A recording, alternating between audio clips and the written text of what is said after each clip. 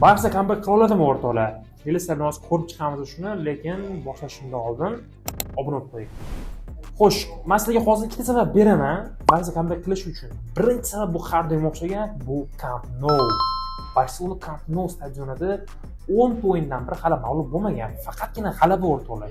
Bu juda ham zo'r statistika lekin. Ikkinchi sabab, butun Barselona sostav hozir comebackga intiladi. Lamin Yamal naqotgan o'yinni ko'ryapsizlar. U yoqdan Fermin Lopes, Rashford va Pedri qaytgan tarkibga. Va bu yerda Hansi Flick faktori ham bor. Pressing bo'ladi va juda kuchli o'yin.